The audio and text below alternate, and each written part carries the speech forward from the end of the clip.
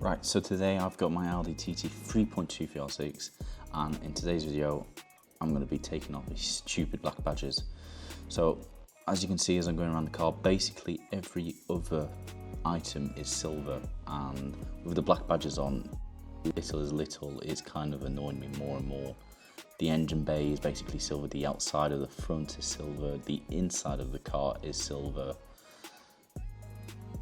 and even the inside, I mean, it's just all silver, and I do not want to be replacing everything black. So with the black badges on the outside, it just does not match.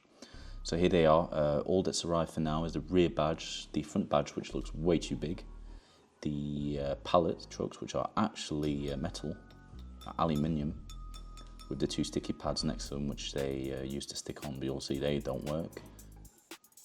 I've got my V6T badge, which is turbo, but I'm not going to use that. I'm only going to use a snippet for the dash between the 3.2 and S-line badge, but two of them came, and obviously my TT badge. So to start off, I don't use the heat gun straight away. I just use some fishing wire or some just normal cable like this, just to fling them off. The TT and the actual Audi badge were absolutely fine, but on the side you'll see me struggle a bit. It's because there was actually I used a little bit of super glue on that side. So to get rid of a lot of the major stuff, I use a little bit of acetone and slowly rinse it sort of over the badges so that it gets rid of the glue part of it. As you see, I'm taking my time. Then I get the gun out to really melt down the rest of the glue. That works really well and gets rid of it pretty easily, especially with a bit more acetone on it. It is still a bit of a bastard, but it just takes a bit of time and then it's fine. I'm going to go over it again with the Audi badge and on the 3.2 badge. Normally works pretty easily, especially with a bit of heat gun. This is a professional heat gun, so it heats up really quickly.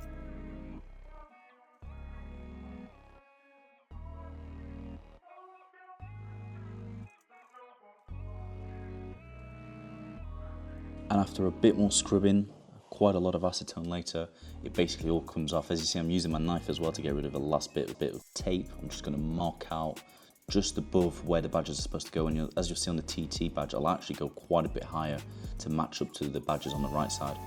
So I'm going to use my machine polisher.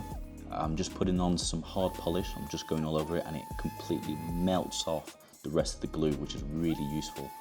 Going over it a few times. I was going to go on with the medium polish and soft polish, but as you see, it looks spotless already. But as you can see on that side, it is still a bit iffy. To get rid of those little scratch marks, I'm going to use my paint. I'm not sure if it's the right one. It's the one that came with the car. I'm not too sure, so I'm putting it on here. Obviously put on too much, so I'm trying to spread it off with the cloth. I'm going to put some more on, let it dry, and whilst that's happening, I'm going to finish off on the right side and also on the left side. Works pretty well with the machine polish. It just melts it away. Just got to be careful about your pad. Don't want to destroy your pad completely, otherwise you're going to have to buy more like me, and I'm broke, so that won't work. But as you can see, look on this left side, it just disappears. Doesn't really harm anything else. It spreads all over the place, so you've got to go around with a cloth afterwards like I'm doing here, just to get rid of the excess before it dries. So I'm going to already apply the badges. The TT badge is going a bit higher than it was previously. Always take off the back of it, but leave the clear plastic on the front so they go on perfectly. The little S-line badge is going to go right underneath it. That looks pretty good for me. Then the Audi badge, I think I've put it just a bit too low this time, but I'm trying to center it the light above it because that's perfectly centered, and I don't think that's too bad. I'm also going to put some more tape on to keep it down. Now, if you look at the engine bay, that is how it is worded out. It's called V6, then a dash, and 3.2. So that's what I've tried to do here. I'm going to put on just the V6 badge, get rid of the turbo, the T, because this is for a Audi S4, I think, V6 turbo. But with the T, what I am going to do is I'm going to snip off just a tiny bit of it to make that dash. This is what I did with the black badge as well, and I think it actually looks pretty good. It's a bit hard to stick on afterwards, but maybe just a drop of super glue, even though that's not right. It sticks on pretty easily. Then I'm going to put on the rest of the 3.2 badge, and this time I actually did it without no issues. I didn't have to redo it or anything, and it looks fucking great. It looks way better in silver than it did black. Since I've turned 19, I think I've matured a lot more. Then on the front, if you've already done this, you know you just got to get behind it and pull it off. Make sure you don't break those tabs in it. And thankfully, for the first time, I've actually bought the right side badge, so it should go on perfectly fine. But just make sure to start from the middle and do not break out these tabs, because if they break, then you have a wonky, completely wonky badge, and that looks way better with the surrounded bits. Now onto the paddles. I didn't really film a lot of this because it's quite hard to do with one hand and I'm filming by myself, but basically these little plastic, not plastic, these little glue pads stick well to the paddle but not to the actual car paddle, so I had to use a bit of this super glue, just some little drops. I'm not pressing it too hard so it dries, but it works pretty well.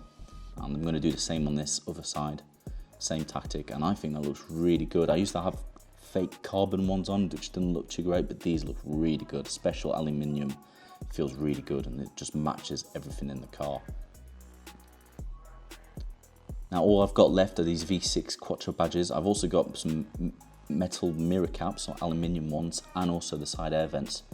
The mirror caps will actually resemble from the TTS, which I think will look really good with the silver badges. And between that time we actually finished our ramp. Here it is, fully built. We just had to get those plates at the bottom. It's a twin bush professional line. Absolute bastards to put up, but it works pretty well. We're actually going to test with my car as always.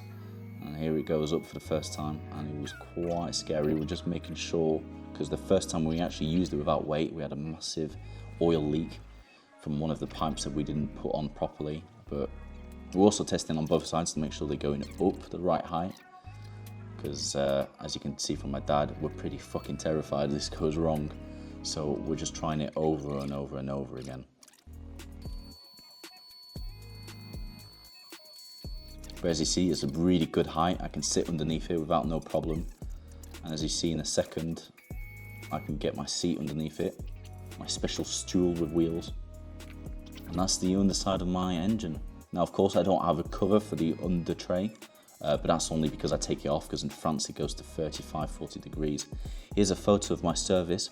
So right now, what I've got to do with my spark plugs, oil filter and oil, and also my fuel filter. But as you see, I've already done my spark plugs. I put laser iridium to help with the E85. I did that in a video but forgot to record it. That is my fuel filter that I'm going to install, which is a bastard, and obviously my oil filter, which is always useful. So start off for the first time by myself. I'm going to put the pads right underneath the car, make sure they're properly in place, because the first time it went up it wasn't too great and it kind of started to mush the sides. But here it goes up for the 15th time.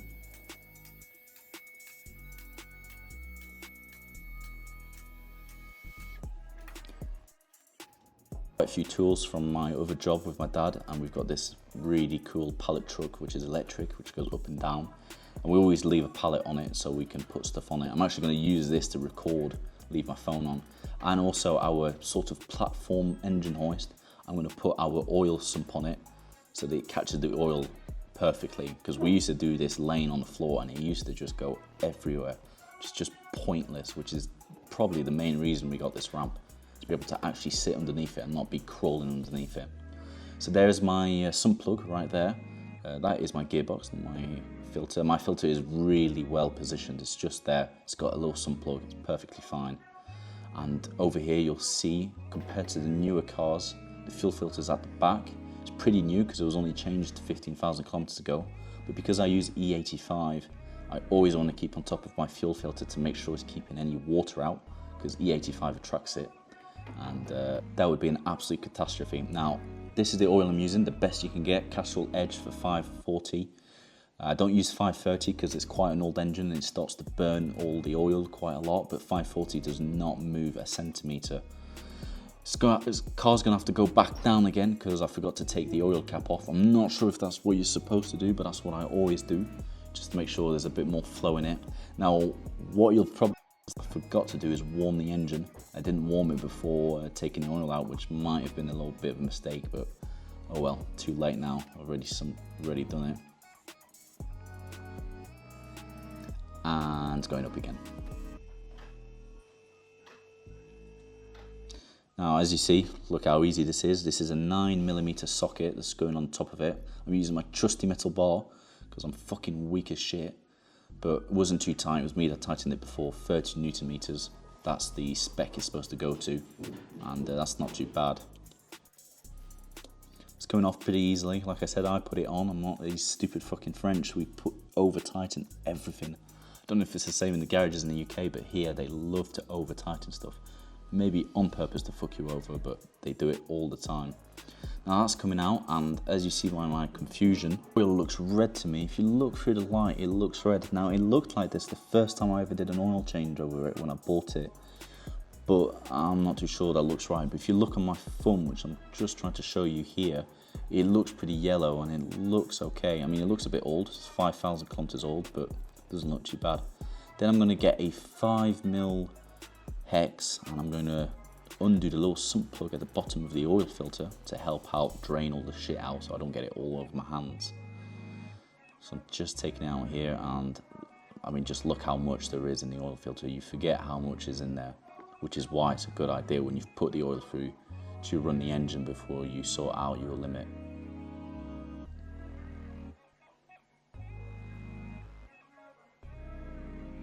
And just as I finish, I'm just going to wipe off the sump plugs to make sure I get all the oil off possible. You're supposed to put another O-ring on that sump plug for the filter, but I don't have one. Normally they come with the filter, but this time it didn't come with one.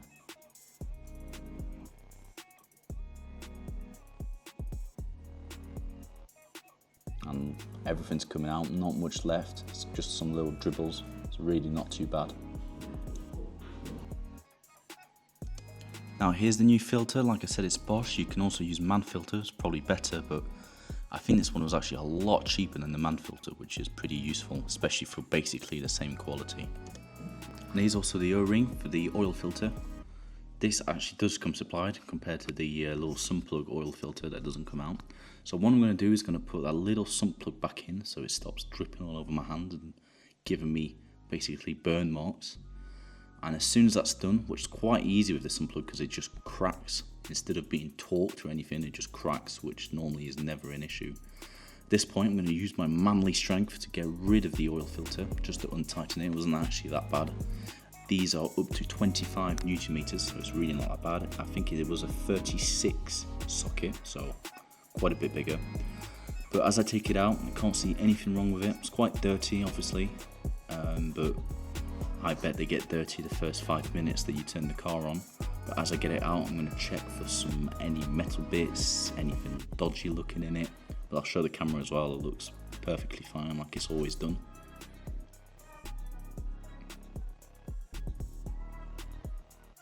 And here it is. You might see some sprinkles, but that's actually just the light reflecting onto the oil, but there's absolutely nothing wrong with it.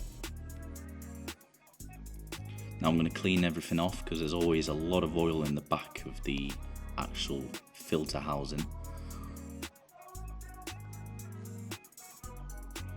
And then also going to clean the inside of the housing on top of the engine because that as well holds a lot of oil. I'm then going to use this little plastic tool to get rid of the O-ring.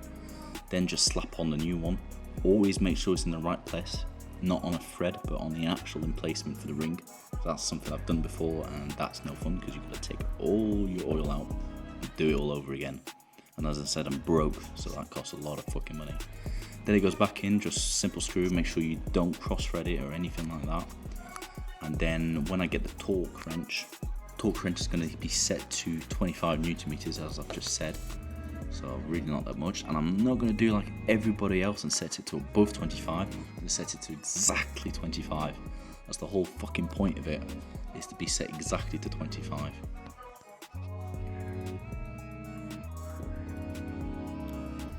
And at first you think I'm going to be struggling, but I'm actually just being really careful to make sure it's not cross-threaded. You're going to realise there's actually a lot to go for me to turn. But finally, just at the end, beeps red, makes a noise, and it's all good.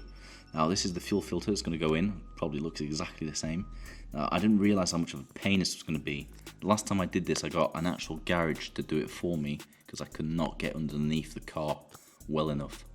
What I didn't realise is the little fixtures that go on, you're supposed to press this little tab down, one of them was already broken. So as you see, I'm going to be struggling.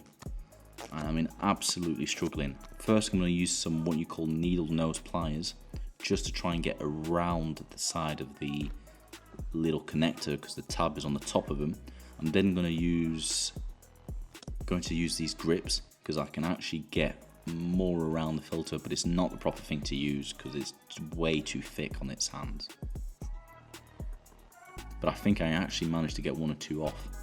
Now before I do that, I realise it's going to stop pissing fuel out, so I'm going to put the sump plug back in for the engine oil, just finger tight, just so it stops dripping all over the place, so that I can use that oil sump. I'm actually also going to unscrew my fuel cap, because that can hold pressure and force more fuel out of that little filter.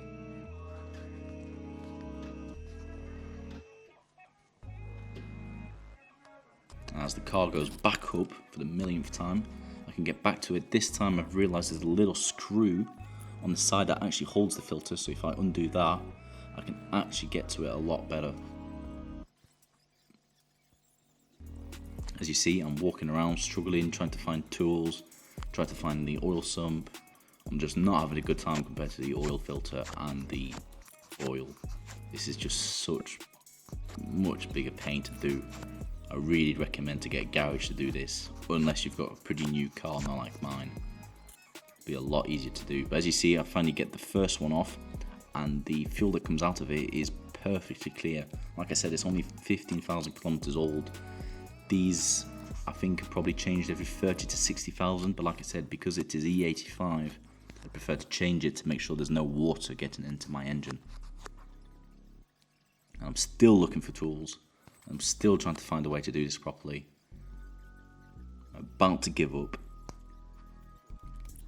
I'm going another try with the needle nose pliers, but that doesn't work. Try again with the grips. I actually get one of them off pretty easily, but it's that middle one you can see at the top there, which is just stuck on. As you see, I've given up.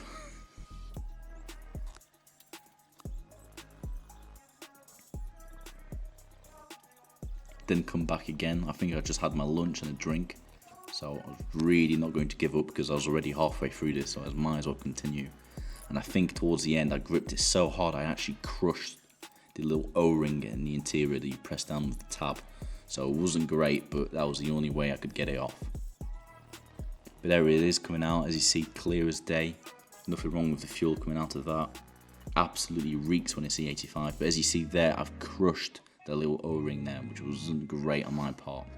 So what I've done is I put it back in, and I'm going to try and unconnect it, but I can't. But you can still press it on, it still clicks, still works. So I'm just going to use some zip ties.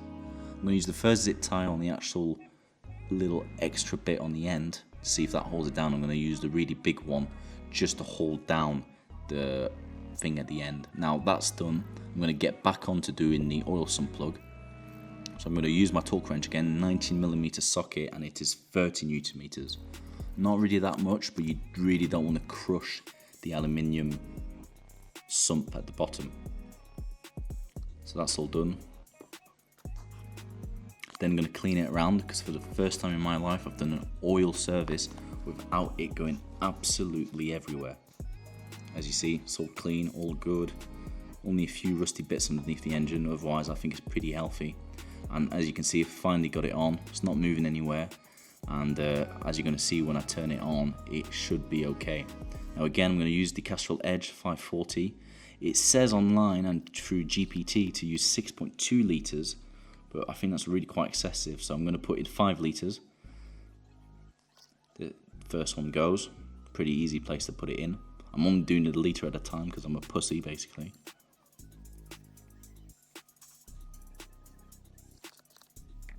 And there goes the second.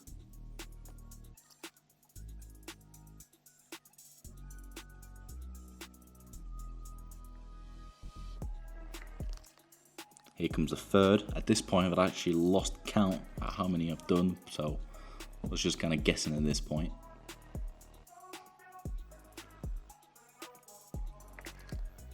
Then comes the fourth.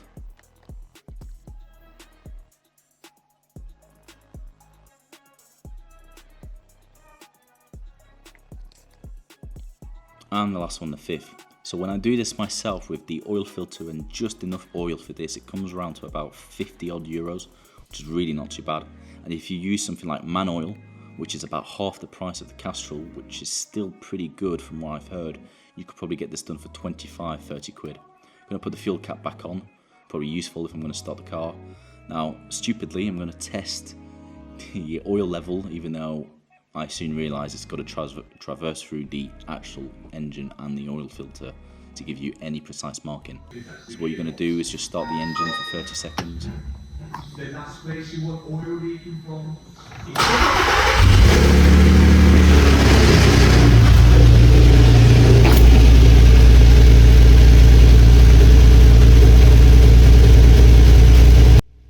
So after that, I'm definitely going to make sure I went underneath just to make sure it's not leaking at all, not even a drop.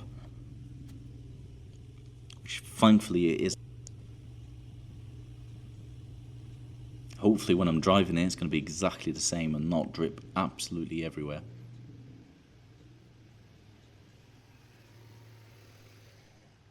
Now there you go, you can see the level, that is at 5 litres. There is no way this can take 6.2.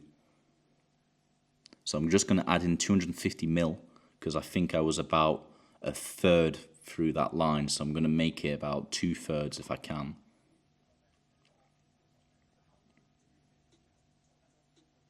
Now the other issue is I've got really bad idling. Now it could just be the E85, but I thought I'd try cleaning the MAF sensor and also the throttle body because I've only got one and it doesn't look like that hard of a job.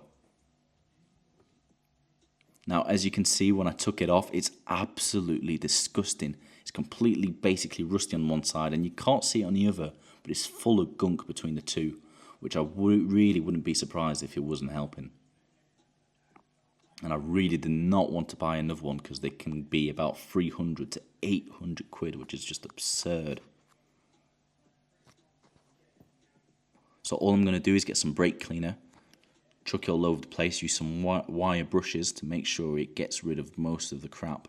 And I'm also just going to spray some brake cleaner directly at that MAF sensor. You don't want to touch it with anything because you don't want to break it.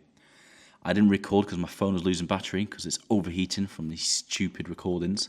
As you can see, those were the tools I used. I plug everything back in.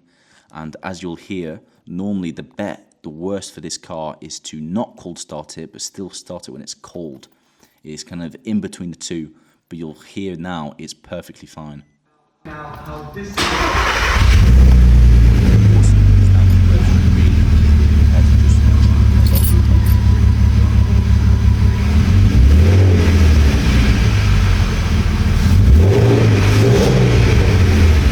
also get some cheeky revs in it.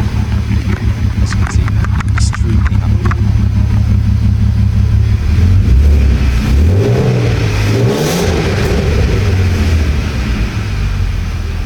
No clue if this was the MAF sensor or if it was actually the throttle body, but I think it's good. I'm also going to try it again because normally, again, on not cold start, but when the engine is cold, it struggles to start.